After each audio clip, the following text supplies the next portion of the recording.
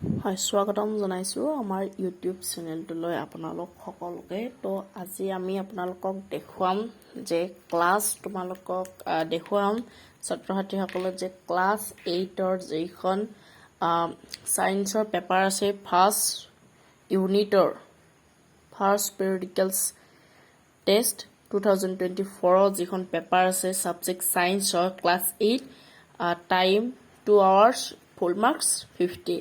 এতিয়া আমাৰ তোমালোকে চাই যাবা যে কিনো দিছে আমি সেইটো চাম। যে প্ৰথমতে এককোষী প্ৰাণী এবিধৰ নাম লিখা। কি অণুজীৱৰ দ্বাৰা কলেৰা হয়? সাধাৰণ উষ্ণতাত জলবায়ু অৱস্থাত থকা একমাত্ৰ ধাতুটোৰ নাম কি? পেনিচিলিন কোনে আৱিষ্কাৰ কৰিছিল? পলিকট কি? শস্য সিঁচাৰ আগতে মাটিডৰা ডেছ হয়।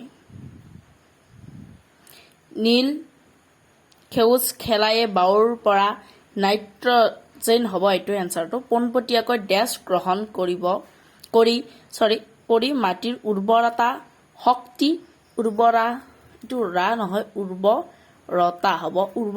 শক্তি বৃদ্ধি কৰে।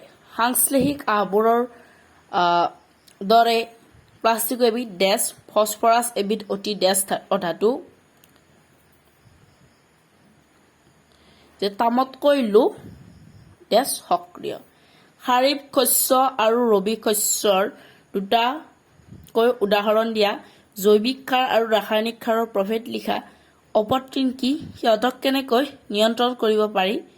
অণুজীৱৰ ডাঙৰ ভাগবোৰ কি কি? এণ্টিবায়টিক কি? এণ্টিবায়টিক গ্ৰহণ কৰোঁতে কি কি সাৱধানতা অৱলম্বন কৰিব লাগে? আমাৰ জীৱনত অণুজীৱৰ উপকাৰিতাৰ বিষয়ে লিখা। ইয়াতে 3 নম্বৰ আছে, তোমালোকে 3 নম্বৰ সুন্দৰকৈ লিখি দিবা। নাইলনৰ আহবোৰ যে শক্তিশালী সেইটো বুজাবলৈ উদাহৰণ দিয়া। খাদ্য জমা কৰি ৰখাত প্লাষ্টিকৰ পাত্ৰবোৰ পচন্দ কৰা হয় লিখা। পৰাপক্ষত প্লাষ্টিকো এৰাই চলিবা এই পৰামৰ্শৰ ওপৰত মতামত দিয়া। সত্য নে অসত্য নিৰ্ণয় কৰা। যে ইয়াত কেইটামান উক্তি দিয়া আছে, সেইকেইটা উক্তি সত্য নে অসত্য সেইটো আমাক নিৰ্ণয় কৰিবলৈ দিছে। আমি এতিয়া চাম যে কয়লা টানি তাৰৰ ৰূপ দিব পাৰে, এইটো হ'ব আমাৰ অসত্য। মই এইকেইটা কৈ দিছোঁ তোমালোকক, এইটো অসত্য হ'ব। তাৰপৰা আমি যদি নেক্সটটোলৈ চাওঁ তেনেহ'লে এইটো কি হ'ব চোৱা, যে সাধাৰণতে অধাতুসমূহে অম্লৰ সৈতে বিক্ৰিয়া কৰে, নহয় ধাতুসমূহেহে অম্লৰ সৈতে বিক্ৰিয়া কৰে, সেইকাৰণে এইটো হ'ব আমাৰ অসত্য। এতিয়া চোৱা, মাখি সংক্ৰামক ৰোগৰ বাহক, এইটো হ'ব আমাৰ সত্য, কাৰণ মাখিৰ দ্বাৰাহে আমাৰ সংক্ৰমণ ৰোগসমূহ বৃদ্ধি পায়। পলিয়েষ্টাৰ সহজে সোঁতৰা নপৰা কাপোৰ, এইটো আমাৰ সত্য হ'ব। সুৰা প্ৰস্তুত কৰিবলৈ ইষ্ট ব্যৱহাৰ কৰা, এইটো সত্য। ছডিয়াম আৰু পটাছিয়ামক কেৰাচিন তেলত ডুবাই ৰখা হয়। কাৰণ দৰ্শোৱা যে ছডিয়াম আৰু পটাছিয়ামক কেৰাচিন তেলত ডুবাই ৰখা হয়, কাৰণটো কিয় আমাক ক'বলৈ গৈছে। স্তম্ভ এৰ লগত স্তম্ভ বি মিলোৱা। স্তম্ভ এ সোণৰ লগত যিখিনি হয় লো, তাম, পাৰা, কাৰ্বন। স্তম্ভ বিত আছে থাৰ্মমিটাৰ, বৈদ্যুতিক তাঁৰ, ইন্ধন, অলংকাৰৰ যন্ত্ৰপাতি। 15 নম্বৰত দিছে নেমু টেঙাৰ আচাৰ এলুমিনিয়ামৰ পাত্ৰত এটাত সংৰক্ষিত কৰি ৰাখিব পাৰিবানে? ব্যাখ্যা কৰা।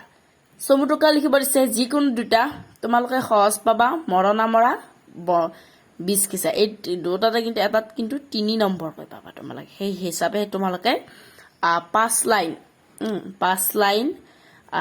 লাইন মান হোৱাকৈ লিখিবা।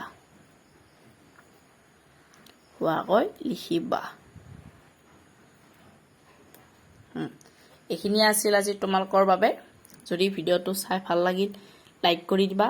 চেনেলটোলৈ প্ৰথমবাৰ আহিছা যদি ছাবস্ক্ৰাইব কৰি দিবা দেই। ধন্যবাদ।